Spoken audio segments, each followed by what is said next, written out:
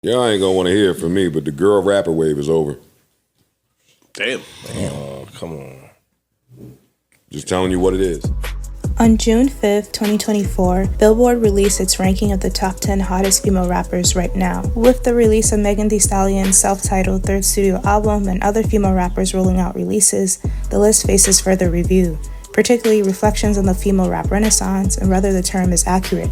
So, this next song was my first song to ever blow up. Oh, baby, we love Trump. We need him back in office. Yeah, that a little bit of free money goes a long way. We need him back. I'm gonna say this one more time. I used to want to be just like my mama. Really? Because my mama was a rapper. But my mama What was her name? Hollywood. Hi Vogue, this is Nicki Minaj, and this is my life and looks.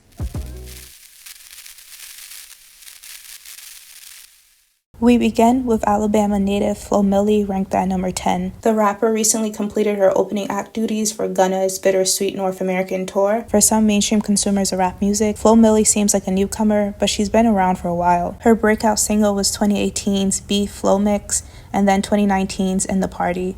2024, Fine How Stay was her second studio album, which included the hugely successful Never Lose Me. Seeing the buzz from TikTok, her label pushed out these hasty remixes of Never Lose Me with bigger commercial acts. First it was Bryson Tiller, Lil Yachty, then finally SZA and Cardi B. All additional features did not elevate the song, considering the track was already perfect with only Flo Milli. Her rap style is playful with this whimsical approach to trap-heavy influences. The lyrical content isn't that different from the current landscape, which is just different variations of bad bitch anthems. Additionally, Flo Milli has invested a lot into her visual artist identity, adopting this black Y2K aesthetic with constant references to black reality TV stars and cultural icons. Other notable acts that didn't make Billboard's top 10 are Doechii, Jen Carter, Anicia, and Caribou. Anicia and Caribou are rising underground talent, if underground even means anything anymore. They have similar rapping styles, this chill and low-key lazy way to enunciating. Both are in the Atlanta underground trap hub that is generating Playboi Carti's Opium roster. For those tired with Ice Spice and Bronx Drill, Jen Carter is a great alternative in the New York drill scene. She's part of the Brooklyn hip-hop group 41, arguably the coolest faces in the New York drill scene, along with Cash Cobain. Doechii, aka She, Her, Black Bitch, Swamp Princess, is signed to Top Dog Entertainment and is more distinctly alternative. Like others on this list, she's heavily influenced by Nicki Minaj and has released 2 mixtapes. This year, she dropped a cool house rap track with fellow Florida rapper JT,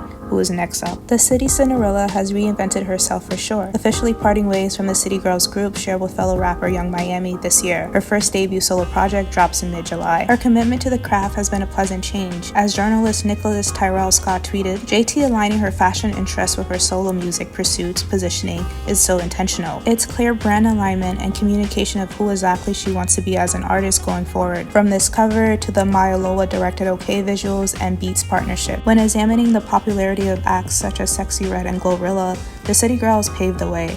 Of course, Southern and Hood female rappers have existed, for example, Kia and Trina, but the City Girls built a Gen X and early millennial resurgence with tapes like Period, City Girl Code, and City on Lock. So many of their lingo, Miami AAV, has made its way into predominant African American vernacular English and American popular culture. Since 2023, JT has released 3 singles, No Bars, Sideways, and OK.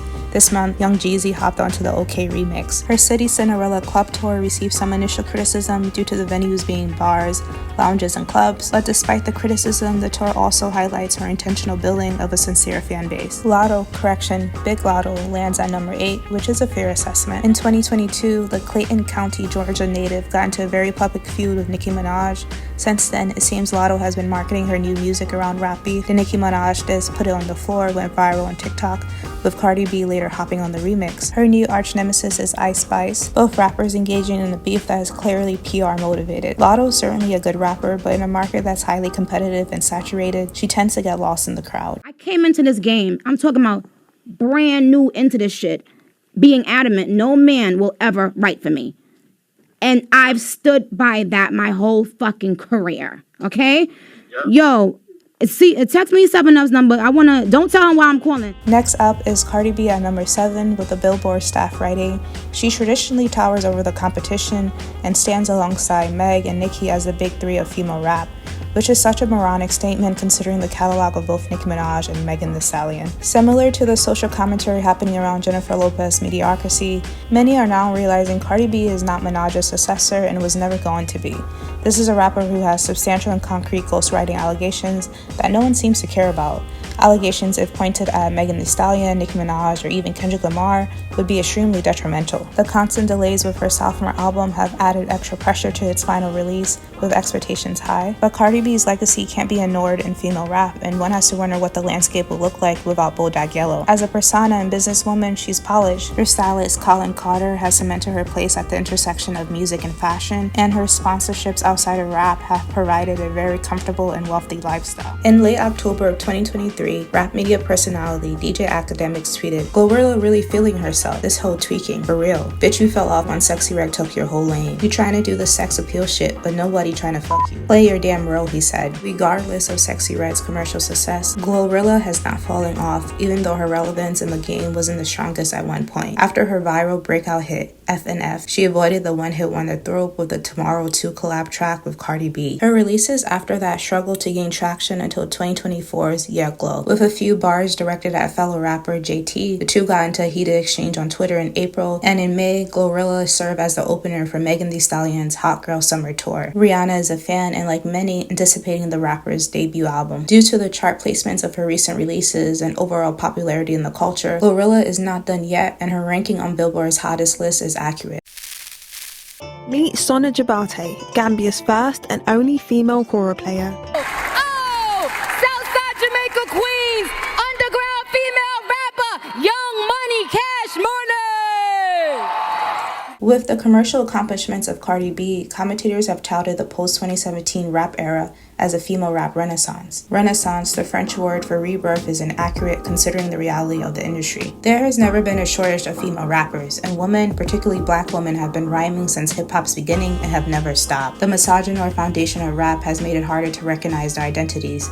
This myth that Nicki Minaj was the only popping female rapper during the 2010s ignores the catalogs of Young Ma, Azalea Banks, Rhapsody, Dej Low, and others. Yes, female rappers are spotted more often on Billboard's charts, but it's a select few. The most recent arrival, Ice Spice, has generated deeper reflections on anti-blackness through the scope of colorism and futurism. Is it truly a renaissance when Megan Thee Stallion faced targeted harassment for being the victim of an assault? Even the term female rap seems outdated, taking in the progression made with gender identity and pronouns. What's the name of my last album? Pinky. Not you. Spoiler alert, Nicki Minaj is number 1, which is an agreeable placement. The overall disjointed rollout for her 5th studio album had some high points.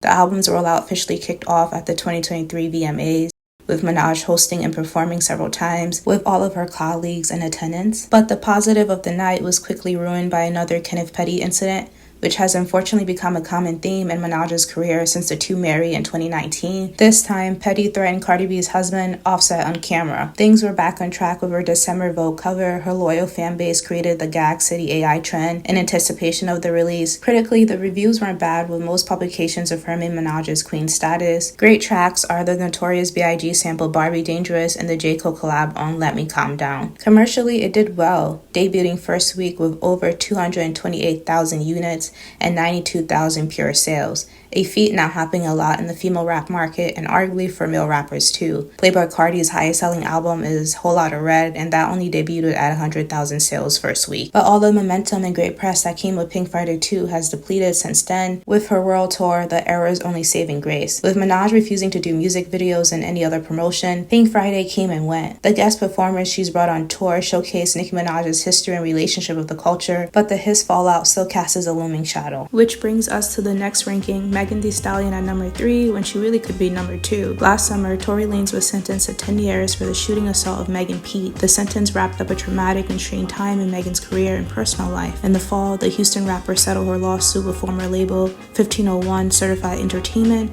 and signed a new independent quasi-deal with Warner Music Group. Under Warner, Megan has sole creative control of her projects and masters acquisition. Warner Music Group would distribute and market her music, while Roc Nation Citation will continue to manage her. Megan Thee Stallion teased her new era and album with 2023's Cobra, and then dropped the influential Hiss at the top of 2024. The song included several disses to remain adversaries like the Tory Lanez fan club, Drake, and Nicki Minaj, and debuted at #1 on Billboard. Minaj went on a misogynoid rant for days in response to the few bars directed at her, and dropped the unbelievably bad Bigfoot soon after. Megan remained indifferent and in May began her first headlining arena tour with Glorilla. The reviews on her latest album are positive, with the rapper leaning on her southern influences and love of Japanese culture, while Kendrick Lamar secured the Song of the Summer with Not Like Us. Only time will tell what singles from Megan gained further traction. At #3, and arguably the most controversial woman on this list, is the St. Louis, Missouri rapper Sexy Red. With influences from Gucci Mane, Chief Keef, Waka Flocka, and more, it's hard to ignore Red's relevance in the game. Her sexually provocative and crass lyrics garner viral hits and scrutiny. She's the belle of the ball for Drake, who has been slow working with the new female rapper wave. Their track with SZA, Rich Baby Daddy, peaked at #11 on the Billboard Hot 100. The Tay Keef produced songs aid her distinctive sonic identity, and collaborations with rappers like Lancey and Keef feed her male fan base. Last week, she impromptu shared anti-black comments about 4C hair. On Instagram, she said, "I fuck with people with carpet hair. They cool, but if you talking shit, I'ma call you carpet hair. Nothing against my 4C hoochies." Her Trump-adjacent merch is cringe, and her popularity in mainstream white media has raised concerns at the convergence of respectability politics in the black community and white-owned record labels. And then there was Doja Cat. When she's not fawning over weird white men and even weirder pockets of the internet, she's a remarkable and talented artist. This year, she was the first female rapper to headline the Coachella Festival, and in 2023 released her fourth studio album, Scarlet. Like Ice Spice, she should also be included in hip-hop's colorism dialogue, moving through black hip-hop spaces in white American popular culture easier and facing fewer consequences for her problematic behavior.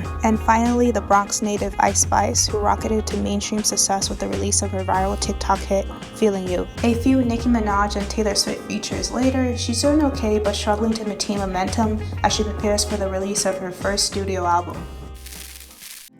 The kora is part of a musical tradition that dates back to a 13th century West African empire. This is sayou recorded live, and this has been a very special episode of The Griot. Please subscribe to the channel because this is how I hopefully would like to get paid for. Okay, let me cut this out again. This is sayou recording live during a rainstorm, just to say thank you for watching the latest episode of The Griot. I'm out here. Subscribe. I'm actually really subscribed.